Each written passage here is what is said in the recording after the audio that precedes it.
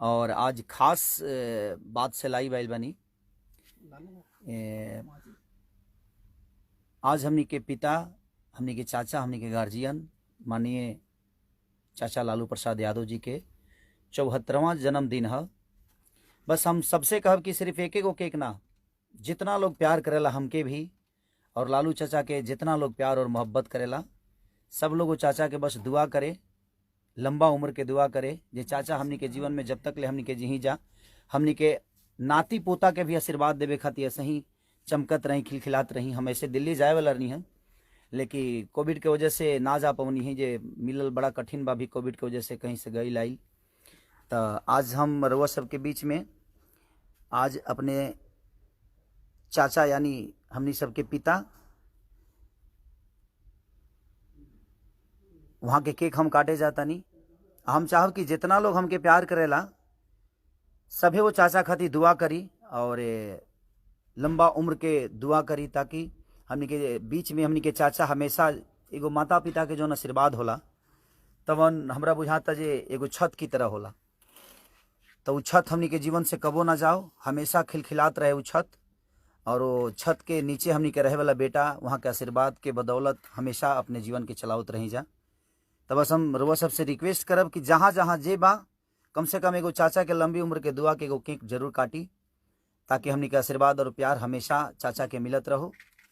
और हमरा परसों बात भइल राम बाबू चाचा से, हमनी के गार्जियन है वहाँ के, तो वहाँ कहनी कि बेटा हम जा तनी दिल्ली, लेकिन हम कहनी कि चाचा कोविड के वजह से तो थोड़ा परेशानी बा और बहुत सारा चीज़ निकाले के पड़ेला, तो एक वजह से पता ना परमिशन मिले कि मिली कि ना।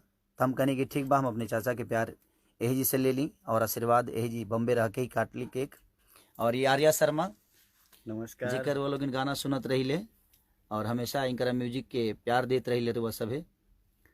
और विजय चौहान जी, वाह, लभी भाई, निशांत सोनी, लभी निशांत जी, सबके प्रणाम। जितना लोग बा हम चाहब कि जितना हमके लोग प्यार करेला, लालू चाचा के लंबी उम्र के दुआ करे के बा हमनी के, और बस हमनी के आशीर्वाद सही चाचा देत रही और इतना लंबा उम्र होके के सही वहाँ के हाथ हमनी के माथ पर बनल रहो।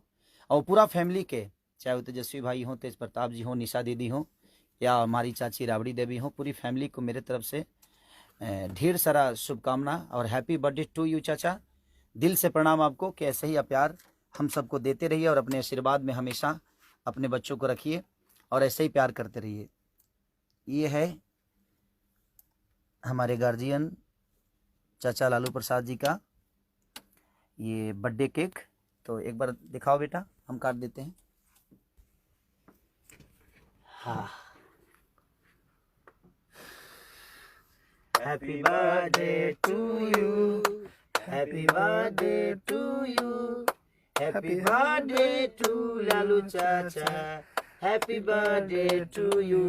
ये चाचा आपके लिए और हमें जितनी लोग मोहब्बत करते हैं उस सबको ये केक समर्पित है कि आप लोग ऐसे ही प्यार और चाचा को लंबी उम्र की दुआ करिए। और जहाँ हैं आप सब ज़रूर केक काटिए चाचा के नाम के लिए, उनके लंबी उम्र के लिए। तो थैंक यू आर्या, ये लो, बहुत अच्छा केक है। ले बाबू, तू भी खा ले, तू भी खा ले। हाँ, तो थैंक यू सो मच कि आप लोग इतना प्यार कर रहे हैं मुझे। और बस मैं यही कहूँगा कि जितने लोग मुझे मोहब्बत करते हैं, चाचा की लंबी उम्र की दुआ करें आप। और मैं आज आर्या के स्टूडियो में हूँ, बहुत सारा गाना है और अभी एक मेरा गाना भी एंगल म्यूजिक से बहुत बड़ा रिकॉर्ड बनाया 9 घंटे में 2 मिलियन का, कि तोरा गैला के गम में सुनो सनम, दुगो बियर मंगा के पी ले हा।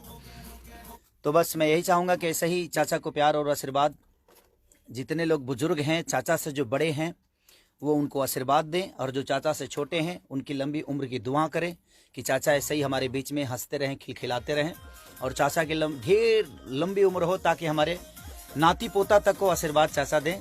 बस हम यही चाहेंगे। और जल्दी से आप आइए चाचा पटना, आप सबका वेट कर रहे हैं, हम सारे बच्चे आपका वेट कर रहे हैं।